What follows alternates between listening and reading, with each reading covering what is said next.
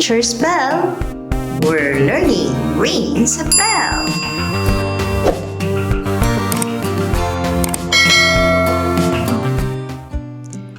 Good day, everyone! Welcome to Science 3 Revised K-12 Curriculum Quarter 1 Week 3 Day 3 Science Skill Predicting Quiz. What should you do next?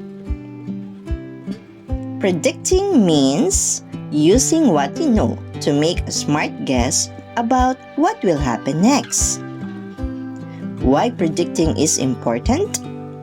It helps us prepare for what might happen. 2. It keeps us safe by warning us of danger. 3. It helps us make better choices. 4. It saves time and avoids problems. Evaluation. Science Skill Predicting Quiz. What should you do next? Get your notebooks and answer the quiz. Are you ready? Let's go! Choose the letter of the best answer.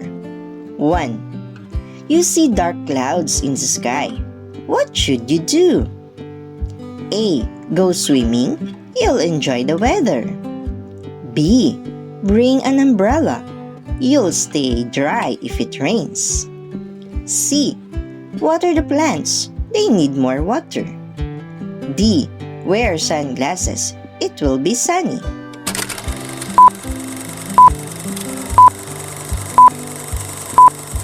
Two. Your tablet shows 10% battery. What should you do? A. Charge it. It will keep working. B. Watch a video. It will stay on longer. C. Turn up the volume. You'll hear better. D. Do nothing. It won't lose power.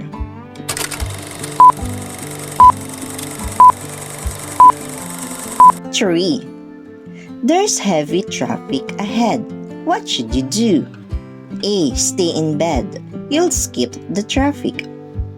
B. Leave earlier. You'll arrive on time.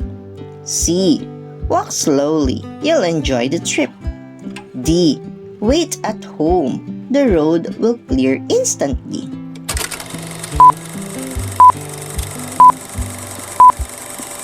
Four. You plant a seed in a cup.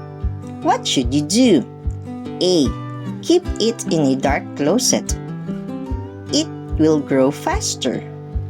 B. Water it and give sunlight. It will grow healthy. C. Freeze it. It will bloom faster. D. Shake it every day.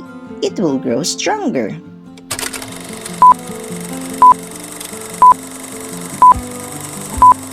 Five. You smell something burning in the kitchen.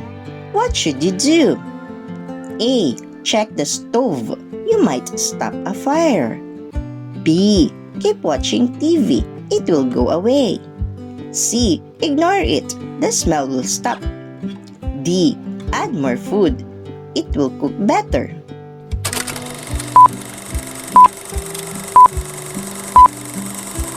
Six.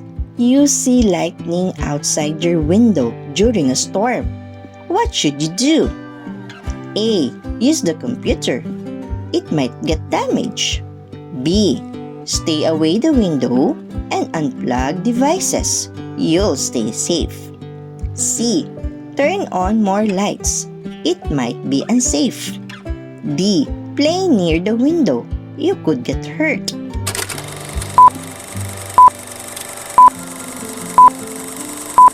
Seven.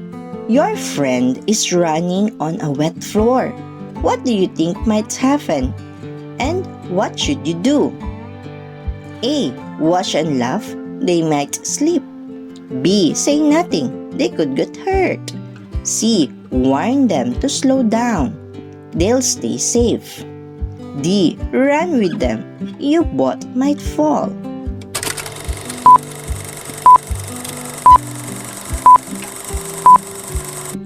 8. You feel cold air and you see your classmates putting on jackets. What should you do? A. Wear a jacket too. You'll feel warm. B. Go outside in shorts. You'll feel colder. C. Drink cold water. You'll get colder. D. Sit near the fan. You might shiver.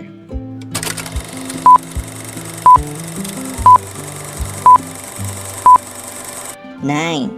You left your lunchbox open and you see flies flying around it. What should you do? A. Ignore the flies. You might eat dirty food. B. Close it and wash hands. You'll stay clean and safe. C. Eat the food quickly. You might get sick.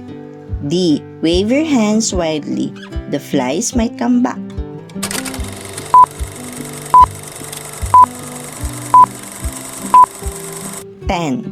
You blow up a balloon too much. What can you predict will happen? A. It will float forever. It's a magical balloon. B. It will shrink by itself. Air escapes slowly. C. It will pop. Too much air will stretch it too far. D. It will turn into a ball. It changes shape.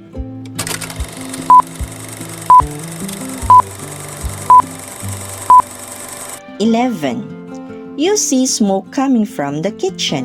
What should you do? A. Get help from an adult. You'll stay safe. B. Try to fix it yourself. You might get hurt. C. Play a game instead. The problem could get worse.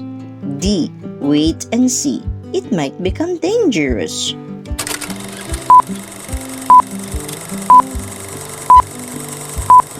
12. It's almost 12:10 in the afternoon and school starts at 12:10. What do you guess? A. You have lots of time. You might not hurry. B.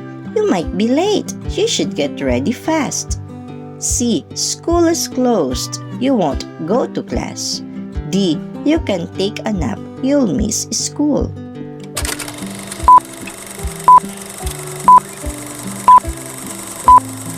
13.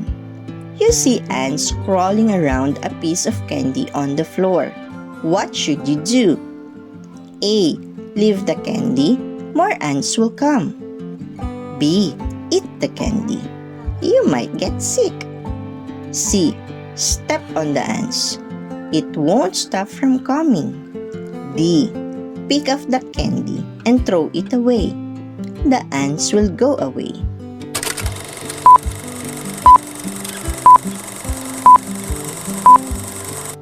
You saw a plant with dry leaves. What should you do? A. Paint the leaves green. It will look better, but won't help. B.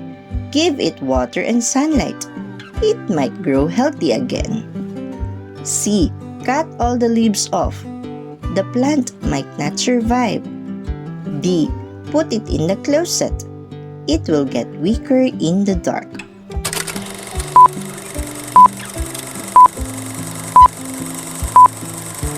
15. You accidentally spill water on the floor. What should you do? A. Leave it there. Someone might slip and fall. B. Wipe it up with a cloth. The floor will be dry and be safe. C. Call your friend to see it. The spill stays and might cause danger. D. Step on it with socks. Your socks will get wet.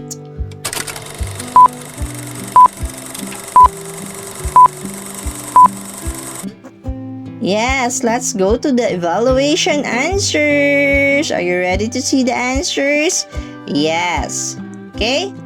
1. You see the dark clouds in the sky. What should you do? Yes. B. Bring an umbrella. You'll stay dry if it rains. 2. Your tablet shows 10% battery. What should you do? A. Charge it with keep working. 3. There's heavy traffic ahead. What should you do? Yes, B. Leave earlier, so you'll arrive on time. Number 4. You plant a seed in a cup. What should you do? Yes, B. Water it and give sunlight, so it will grow healthy. 5. You smell something burning in the kitchen. What should you do? Yes, A. Check the stove. You might stop a fire. Correct. Number 6. You see lightning outside your window during a storm. What should you do? Yes, B. Stay away from the window and unplug devices so you'll stay safe. Number 7. Your friend is running on a wet floor. What do you think might happen, and what should you do? Yes, warn them to slow down so they stay safe. Correct. Number 8. You feel cold air and you see your classmates putting on jackets. What should you do? Yes, wear a jacket too so you'll feel warm. 9. You left your lunchbox open and you see flies flying around it. What should you do? Yes, letter B. Close it and wash hands so you'll stay clean and safe. Number 10. You blow up a balloon too much. What can you predict will happen? Yes, it will pop because too much air will stretch it too far. Yes. Number 11. You see smoke coming from the kitchen. What should you do? Yes, A. Get help from an adult so you'll stay safe. 12. It's almost 12:10 in the afternoon and school starts at 12:10. What do you guess? Okay, correct. B. You might be late, so you should get up ready fast. Okay, number 13. You see ants crawling around a piece of candy on the floor. What should you do? Yes, letter D. Pick up the candy and throw it away. Yes, so the ants will go away. Correct. Number 14. You saw a plant with dry leaves. What should you do? Yes, correct. Give it water and sunlight. It might grow healthy again. Correct. Number 15. You accidentally spill water on the floor. What should you do? Correct. Wipe it up with a cloth so the floor will be dry and be safe. Good job! Great job, kids! Teacher's Bell. We're learning rings a bell.